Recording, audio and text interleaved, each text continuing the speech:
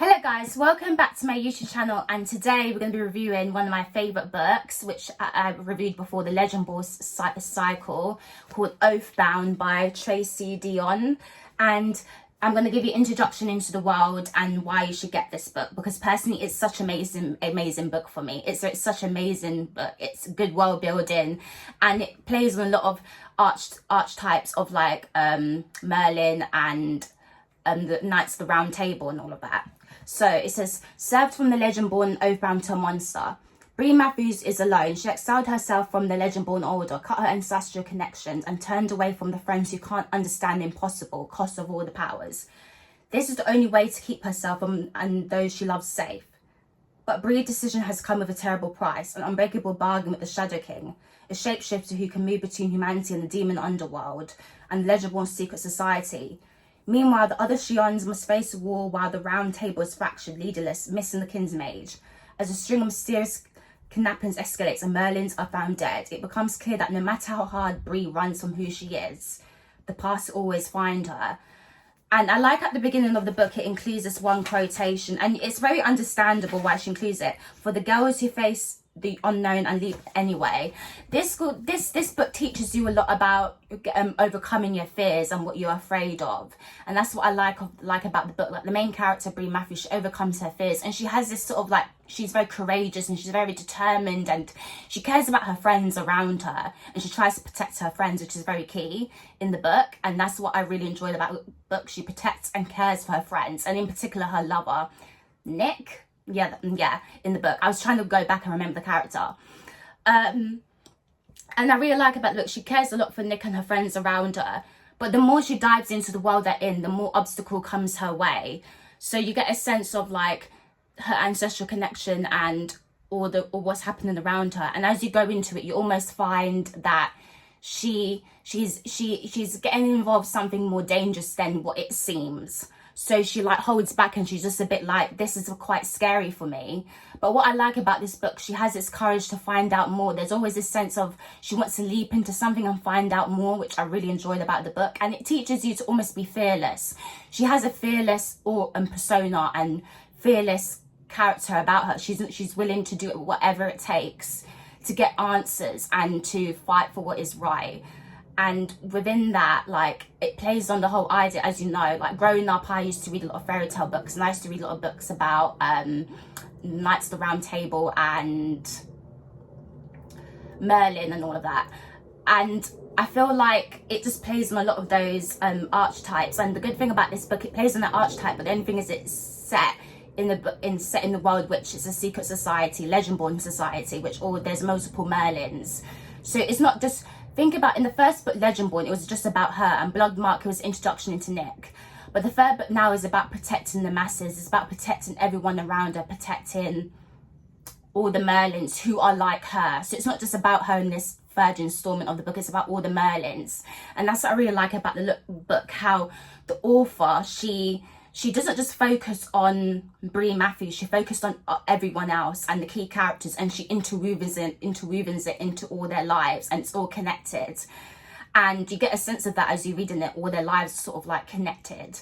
And I really enjoyed it. And I was one of those people, when I read this book, I can admit, I didn't want it to just put down the book. I wanted to continue to read it. Even though it was a really long book, I wanted to just continue to read it, because it just was such a good book, and I just really loved it. Really good world building. And I just felt when I was reading it, a sense of like, I could understand the characters, Bree Matthews' pain and like why she doesn't want the past to haunt her. But towards the ending, it doesn't backfire. It's not what you expected. And I just was like, I remember I was reading the last part of the book, and I'm going to say it in a minute, but I'm just going to give you how I experienced my experience. I just remember reading the book, and I was just pausing. I had to sit back and almost comprehend what I just read, because it just was really unexpected who the Shadow King is. Very unexpected. So right now I'm going to go through key points from the book, my favourite parts of the book, and hopefully if you get the book, you understand why it was my favourite part of the book. So yeah. So the first part of the book, which is the prologue, it says, the Shadow King could destroy me. I can feel it. When the ancient demon magic swallows us both, I sense my own ruin, but there's nothing I can do to stop it. So I like this section of the book. The prologue is introduction to the world of the Shadow King, and before he becomes Shadow King, because it shows this sense of darkness and how consuming and how deadly he is. And also, my favourite part of the book is chapter 27. It's 4 months after Sloane Kane appeared. This is quite, you won't understand when reading you won't understand when reading it until the ending. Sloane Kane is a very mysterious character, very mysterious. And at this point of the book, you do not know who the Shadow King is whatsoever. You do not know who the Shadow King is. So yeah. And as you dive deep into the book, you get a sense of like all the characters being connected, and like how all the characters are going on a mission to almost save humanity and also to save the Legendborn society. So it's almost like a gradual build up. In the beginning, you just see a focus on Bree Matthews, and then you see like a gradual build up of all the characters interwoven into the lives of all what's happened around them. And in particular, the ending, I'm really shocked. People probably won't understand why I find this ending very shocking, but I remember just staring at the page and being like, wow, and I had to do my research. When I found she's doing another book after this, I was like, yes, because there's a lot of unanswered questions, and that's just how I felt when reading it. So it says at the ending. So this ending is, chapter 62. So it says, only then does the truth rise and fall between us, like an unknowable silent secret spoken aloud. Like an Excalibur, the crown recognizes its delightful hair, and Sloane Kane is a Shadow King's son. A hoarse-dazed laugh breaks past Slael's lips when he surveys the darkly pulsating metal in his hand. As if compelled, he raises the crown up and places it atop his head. Look like my father dropped this. Oh my God, I breathe. How, Sel? Nick whispers. How is this possible? I have no idea. Sel crimson gaze drags leisurely between us, both satisfied and ravenous. But here we stand and here we are. A king, a knight, and a prince. Sel's smile spread slow across his face like thick blood flowing from a wound. What shall we do? I remember staring at this page and thinking, so Shadow King has a son named Sloane Kane. He wants to almost rule alongside his father, who is the Shadow King as well. The ending had just led to so many unexpected questions. I just was like, wait, what? But it's just all of that just came into my head. But I can almost see the picture slightly, but I just had very lot of unanswered questions. But this is just not, there's a build up. There's a build up of something that's about to happen, but it doesn't exactly happen until the end. But when you think you reach the end, it doesn't happen. And that's how I felt when reading the book overall.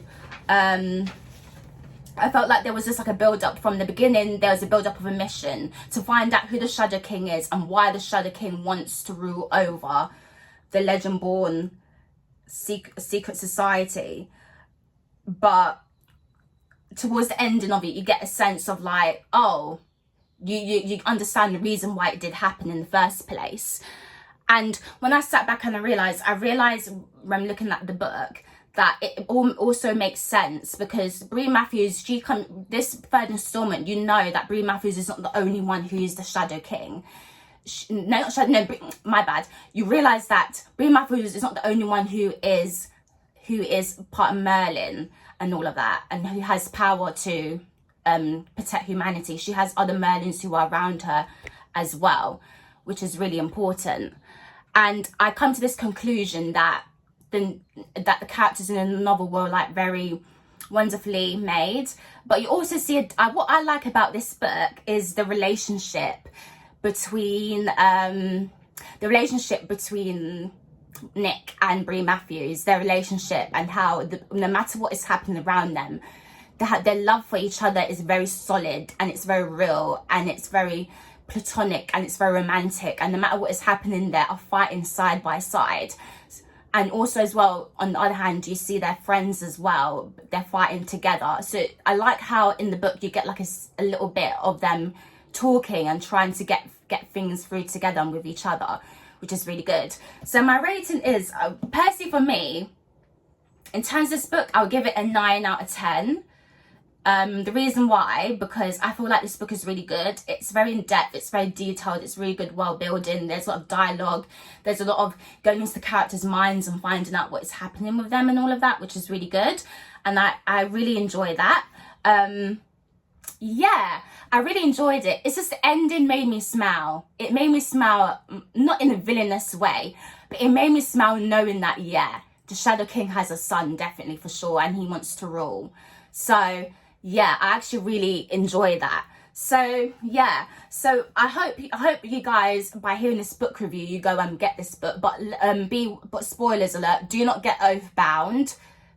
Get Legendborn, Bloodmark, and then get Oathbound's book, because if you read Oathbound, you're going to be very confused with the whole world and everything. So I advise you to get the other books as it's based off a series. So yeah, thank you for watching my YouTube channel, and give a thumbs up, comment and add a like, and bye.